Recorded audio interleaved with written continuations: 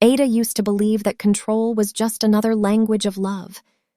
That was what she told herself whenever Victor checked her phone, corrected her tone of voice, or insisted she follow his instructions for her own good. After all, he was her husband. He knew better. Or so she thought. The first warning came quietly. During a routine work meeting, Ada felt her chest tighten as if invisible hands were squeezing her heart. The room suddenly felt too warm, the voices around her distant and distorted. She tried to focus on the presentation slides, but her pulse thundered in her ears. She excused herself and walked into the hallway, her steps shaky. By the time she reached the building's entrance, her vision blurred. She collapsed onto a bench outside, gasping for air. That was when she noticed him. An elderly man stood a few feet away, leaning on a cane, watching her with unsettling calm. He stepped closer and gently reached for her wrist. "Take that bracelet off," he said. Ada recoiled instantly. "Don't touch it. My husband gave it to me." The man didn't argue. He simply looked at her with concern. "That bracelet is interfering with your heart rhythm. I'm a retired cardiologist. I've seen this before." Ada laughed weakly. Victor had insisted she wear the bracelet day and night. He said it regulated blood flow, reduced stress, protected her heart. He had checked online reviews. He knew what he was doing. Or so he claimed. Her fingers trembled as she unclasped the bracelet. Within minutes, her breathing slowed. The crushing pressure in her chest faded. Her heartbeat steadied. But what frightened her most was not the physical relief. It was the realization that Victor had never asked how she felt. That same afternoon, Ada visited a hospital. The tests confirmed it. She had an existing heart condition, and the bracelet made it worse. Prolonged use could have caused serious damage. Victor had been present during earlier consultations. He had known. When she confronted him at home, placing the medical report on the table, his reaction wasn't concern, it was anger. "You're ungrateful," he snapped. "I take care of you. Without me, you wouldn't survive." Ada stared at him, stunned. "You don't take care of me," she replied quietly.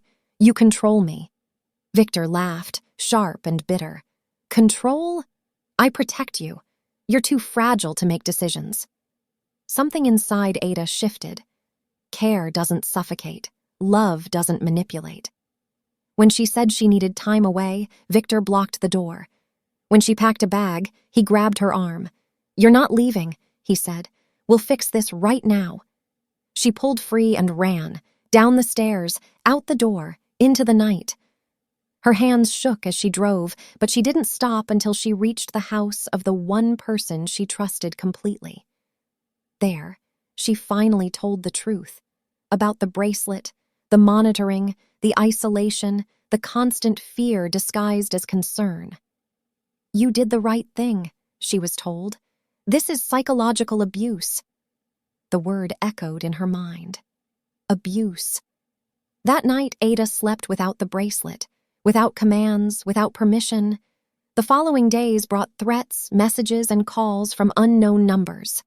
"You'll regret this. You're nothing without me. I'll ruin your career." She documented everything. With legal help, she filed for divorce. Victor denied everything. He claimed love. He claimed concern. But the medical reports, recordings, and witnesses told a different story. In court, when the judge listened to Victor's own words, the threats, the coercion, the decision was swift. No reconciliation period, no excuses. The marriage was dissolved.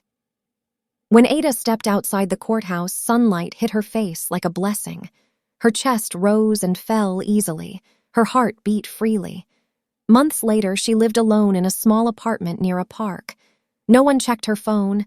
No one told her what to wear. No one controlled her breathing. She returned to work stronger than ever. She was promoted.